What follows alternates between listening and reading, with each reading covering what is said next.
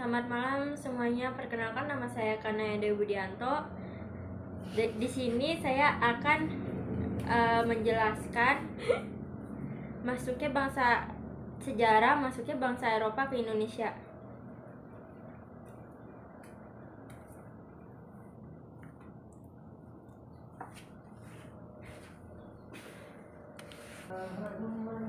Masuknya bangsa Eropa ke Indonesia pertama kali ditandai dengan kedatangan bangsa Portugis pada abad 16 Masehi.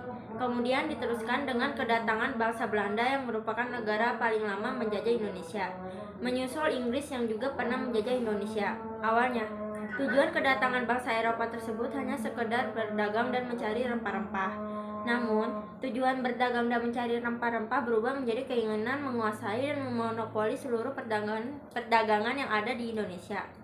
Kemudian, berkembang lagi menjadi menjajah dan memegang penuh kekuasaan terhadap negara yang didatanginya. Dampak yang ditimbulkan dari penjajahan ini sangat besar. Pengaruhnya terhadap seluruh aspek kehidupan, terutama bagi negara yang dikuasai. Salah satu aspek kehidupan yang memperoleh pengaruh cukup besar yaitu aspek kebudayaan. Dalam hal ini, telah terjadi percampuran dan perpaduan dua kebudayaan antara bangsa pendatang dengan bangsa setempat. Hal ini dapat timbul karena bangsa Eropa telah lama menetap di Indonesia, sehingga proses interaksi antara bangsa pendatang dengan bangsa setempat hampir terjadi setiap hari. Proses interaksi inilah yang nantinya akan melahirkan kebudayaan baru dan berkembang mengikuti zaman. Arsitektur dapat dianggap sebagai suatu konstruksi yang dengan sengaja mengubah lingkungan fisik menurut satu bagan pengaturan. Seni arsitektur telah berkembang dan diterapkan oleh bangsa Eropa terhadap bangunan tempat mereka tinggal di Indonesia. Perkembangan kota-kota di Indonesia mengalami babak baru, yaitu dimulai dari abad 19 sampai dengan abad 20, yang ditandai oleh masuknya pengaruh Eropa sesudah adanya perjanjian Wina dan terutama dibukanya terusan Suez. Hal tersebut membuat jalur pelayaran samudra yang dilakukan oleh orang-orang Eropa saat itu menjadi singkat dan efisien. Dalam pemanfaatan waktu, kejadian ini tentunya sangat menghemat biaya yang akan dikeluarkan untuk melakukan pelayaran, dan itulah saat dimana pelayaran samudra menjadi semakin ramai dilakukan orang-orang Eropa saat itu. Perkembangan bentuk dan wujud dari arsitektur ini terlihat dari timbulnya lingkungan rumah-rumah dan bangunan umum yang dihuni dan dibangun oleh bangsa Eropa dan pedagang Cina yang kaya. Di sekitar bangunan tersebut muncul kampung-kampung komersial dan terdapat toko-toko, tempat kerja yang sekaligus menjadi tempat tinggal pedagang-pedagang Cina atau pedagang asing lainnya. Maka di dalam struktur kota tersebut tadi akan terjadi gabungan berbagai unsur kebudayaan, yaitu antara budaya Eropa, Cina, dan pribumi, yang akan mempengaruhi proses perkembangan seni bangunan dan arsitektur di Indonesia. Arsitektur bangunan kolonial yang berkembang di Indonesia umumnya telah mengalami penyesuaian dengan kebudayaan setempat. Dalam hal ini, bangunan atau tempat tinggal merupakan bagian penting yang selalu ada dalam setiap peradaban hidup manusia. Sejak berkuasanya Belanda pada tahun 1619 Masehi di Indonesia, Belanda ingin merancang kota Batavia mirip seperti kota di Belanda. Namun hal tersebut ternyata tidak dapat diterapkan sepenuhnya di Batavia karena perbedaan iklim yang ada. Maka kelama-kelamaan bentuk gaya arsitektur bangunan Eropa yang dinilai tidak fungsional jika diterapkan pada iklim tropis, kemudian disesuaikan dan mengikuti konsep dengan lingkungan yang tropis. Bentuk perencanaan kota Batavia yang mirip dengan kota Amsterdam, salah satu cara yang dilakukan oleh Belanda adalah dengan memotong kota Batavia sehingga terbentuk terusan-terusan yang menjadi ciri khas kota air Amsterdam. Terusan-terusan yang terbentuk tadi merupakan cabang-cabang dari Kali Ciliwung, dibangun dengan dinding-dinding dari batu yang kuat dan kokoh. Selain pembangunan terusan-terusan dari Sungai Ciliwung, pembangunan juga dilakukan pada jalan-jalan di pusat kota Batavia. Itu jalan-jalan dibuat berpotongan lurus dan lebar. Kemudian, pada tempat-tempat penyeberangan dan yang melintasi terusan-terusan dibangunlah jembatan-jembatan kerek untuk memudahkan arus lalu lintas perahu-perahu dan atau kapal-kapal yang akan melintas. Mengenai bentuk perencanaan lingkungan tata kota, sebagian besar usaha yang dilakukan oleh Belanda mengalami keberhasilan. Akan tetapi, untuk perencanaan bangunan-bangunan tempat tinggal, perkantoran, dan bangunan fasilitas publik tidak sepenuhnya mengalami keberhasilan. Mengingat kondisi iklim yang tidak sama antara Asia dan Eropa, maka perencanaan bangunan publik tersebut tidak sepenuhnya bergaya Eropa, melainkan ada beberapa bagian yang menyesuaikan dengan kondisi lingkungan yang ada. Bangunan kepribadian pada masa kolonial banyak tumbuh dan berkembang. Dalam hal ini, gereja merupakan salah satu bangunan yang berdiri saat itu. Sarana pendukung yang menunjang kegiatan dan aktivitas masyarakat sangat penting keberadaannya guna mempermudah masyarakat di dalam melakukan interaksi dengan lingkungan tempatnya berada. Setelah kekuasaan politik penjajah semakin kuat dan gereja menjadi lambang keagamaan para penguasa Belanda, maka unsur arsitektur barat mulai diterapkan pada bangunan gereja.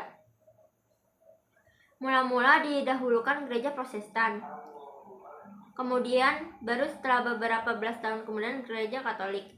Berbagai macam gaya bangunan Eropa yang berkembang saat itu menjadi inspirasi bagi perencanaan arsitektur gereja-gereja di Indonesia yang dibangun pada masa pendudukan Belanda di Indonesia.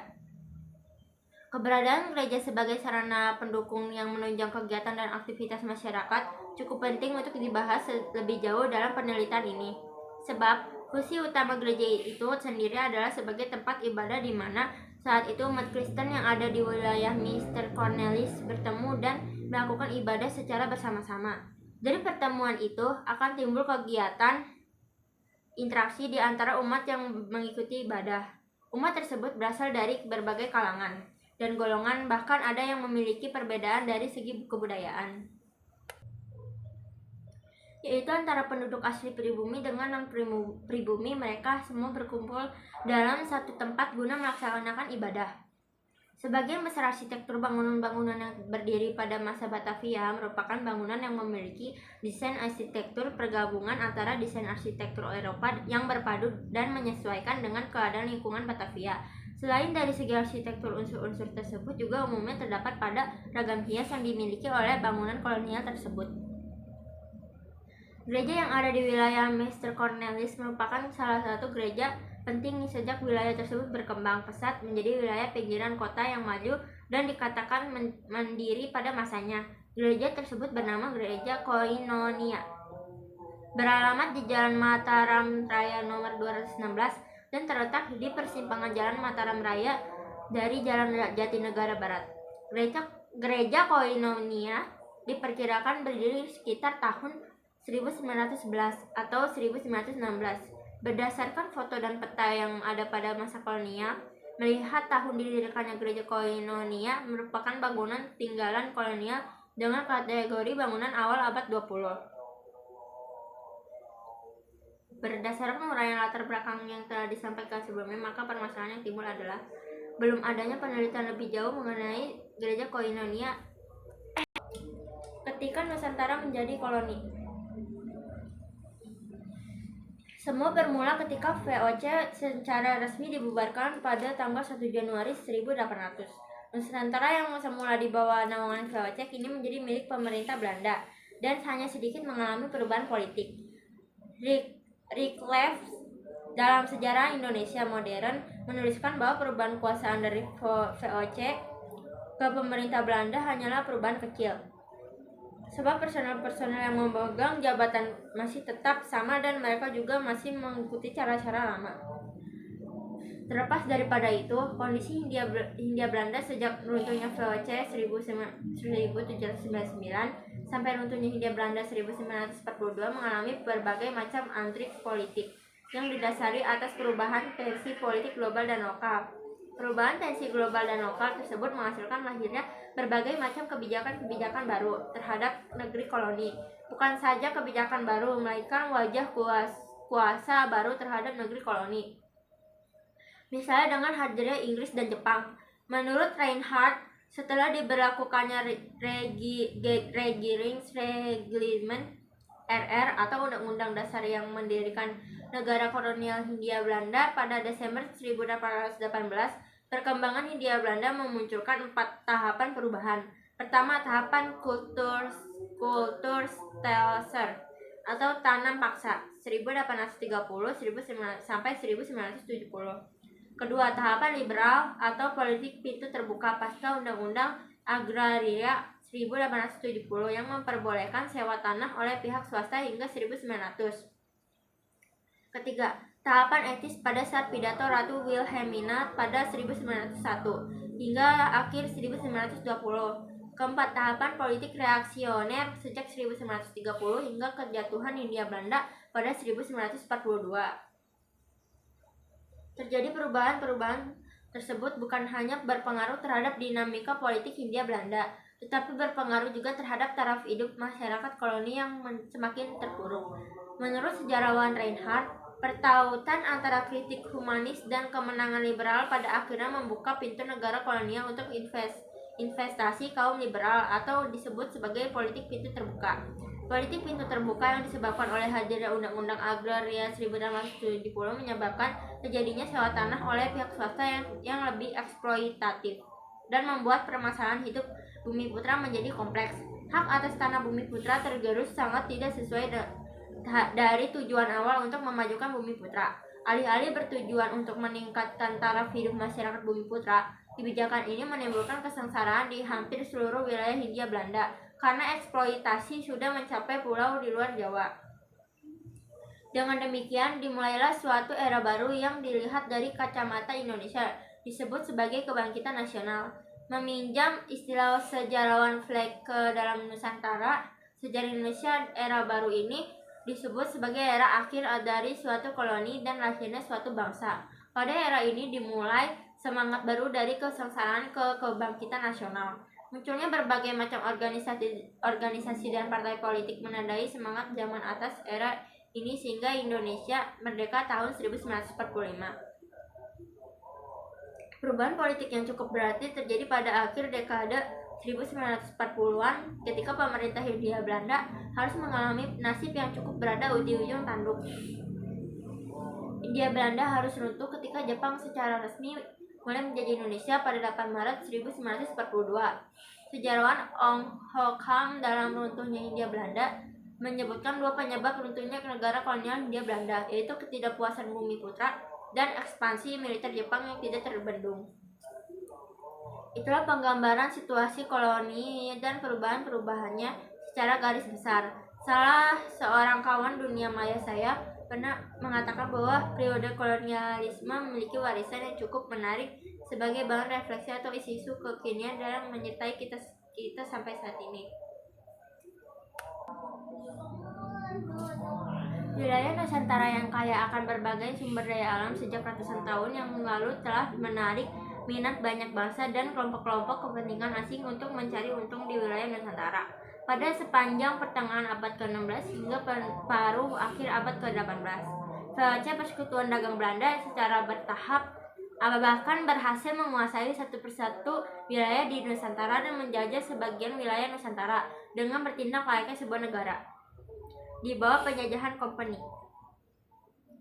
Masa penjajahan VOC, Verenigd Oostindische Compagnie atau maskapai dagang Belanda atas sejumlah wilayah di Nusantara terjadi pada saat bangsa Belanda sedang mencapai zaman keemasan.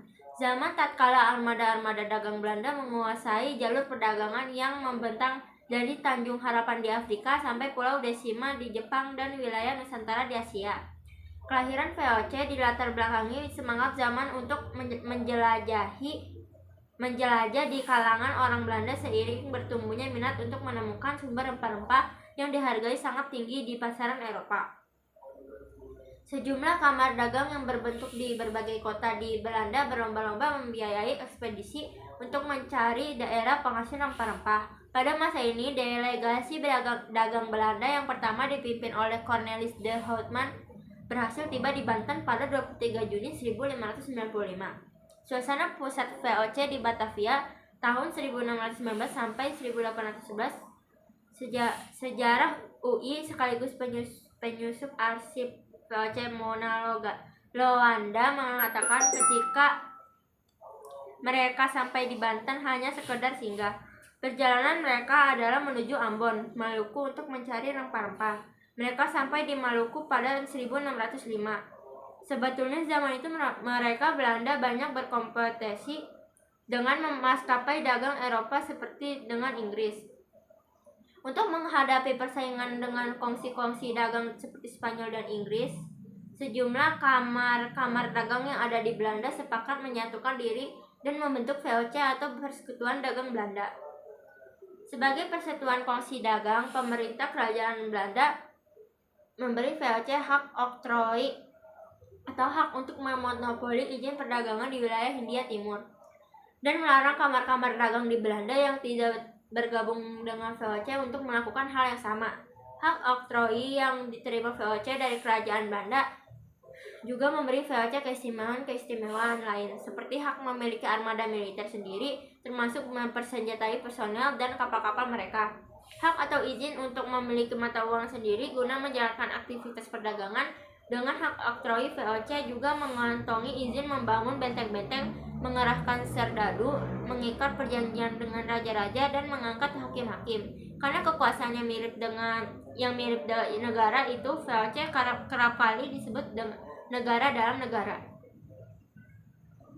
Pengurus pusat VOC dan lembaga-lembaga pemerintah Kota Batavia tahun 1619 sampai 1811. Dalam lintasan sejarah aksi VOC yang lebih mengekspansif untuk menguasai jalur perdagangan rempah di wilayah Nusantara dimulai tahun 1609 ketika Laksamana Jan Pieterszoon John bersama 13 kapal ekspedisi yang dipimpinnya mendarat di Kepulauan Banda. Meski sempat membangun benteng Nassau di Pulau Neira, upaya VOC merebut monopoli perdagangan cengkeh dan pala di Kepulauan Banda gagal dilakukan karena mendapat perlawan dari rakyat setempat. Rakyat Banda yang lebih suka berdagang dengan maskapai dagang Inggris dalam salah satu insiden bahkan berhasil menjebak dan membunuh salah satu pemimpin armada VOC. Upaya VOC menancapkan kekuasaan dagang di wilayah Nusantara baru mendapat jalan lapang setelah Jan Pieterszoon berhasil merebut kota Jayakarta pada tahun 1619 atau setahun setelah ia terpilih sebagai Gubernur Jenderal VOC. Setelah itu Jan Pieterszoon mendirikan kota baru bernama Batavia selama hampir 200 tahun, kemudian menjadi pusat kekuasaan VOC di luar Belanda. Meski sejatinya merupakan sebuah kongsi dagang, bagi masyarakat Nusantara VOC tak ubahnya sebuah negara yang punya pemerintahan dan sangat berkuasa. Dengan solidaritas organisasi, kekuatan uang, dan angkatan perang yang berisi tentara bayaran, VOC berhasil mencaplok satu persatu wilayah di Nusantara hingga menjadi wilayah kekuasaannya. 2 tahun setelah menaklukkan kota Jayakarta dan mendirikan kota Batavia pada 1621, VOC menyerbu Kepulauan Banda di Maluku dan menguasai kepulauan penghasilan buah pala ini. Penaklukan Kepulauan Banda diwarnai dengan pembantaian lebih dari 6.000 warga kepulauan tersebut. Pada tahun 1628 dan 1629, ketika pembangunan kota benteng Batavia belum sepenuhnya selesai, kerajaan Mataram yang kala itu dipimpin oleh Sultan Agung sempat 2 kali menyerang kastil Batavia. Namun serangan yang melibatkan belasan ribu prajurit kerajaan Mataram dan ditujukan untuk mengusir VOC dari Pulau Jawa gagal mengalahkan VOC. Dalam perjalanan sejarah kemudian, dengan berbagai intrik dan cara, VOC berhasil menguasai satu persatu wilayah di Nusantara yang semula berada di bawah kekuasaan kerajaan-kerajaan lokal. Selama VOC berjaya di Nusantara, berbagai perang, perlawanan, dan pemberontakan untuk melawan dominasi dan penindasan VOC berkobar di banyak tempat. Pada sepanjang tahun 1660 hingga 1668, misalnya VOC terlihat perang dengan Kesultanan Goa yang dipimpin Sultan Hasanuddin. Berkat kemenangan dalam perang ini, pada tahun 1667, VOC berhasil memaksakan perjanjian Bongaya kepada Kesultanan Goa yang isinya sangat menguntungkan VOC. Kurang dari 20 tahun setelah perang di Goa, pada tahun 1682, VOC juga terlibat perang dengan Kesultanan Banten dengan memanfaatkan konflik keluarga di lingkungan Kesultanan Banten. VOC akhirnya berhasil menguasai Banten sepanjang tahun 1686 hingga 1706. VOC juga direpotkan dengan pemberontakan untuk Surapati di wilayah Jawa Tengah dan Jawa Timur. Pada tahun 1740, menyusul aksi pembantaian yang dilakukan oleh tentara VOC, terhadap sekitar 10.000 warga Tionghoa di Batavia atau sering disebut geger pecinan. Akibat dari peristiwa geger pecinan ini memicu pecahnya kerajaan Mataram menjadi dua, yaitu Kesunanan Surakarta dan Kesultanan Yogyakarta pada tahun 1755. Meski VOC selalu berusaha mengambil keuntungan dari konflik kekuasaan lokal, campur tangan VOC dalam hal urusan politik kerajaan-kerajaan di Nusantara kerap dikarenakan undangan dari pihak-pihak kerajaan sendiri.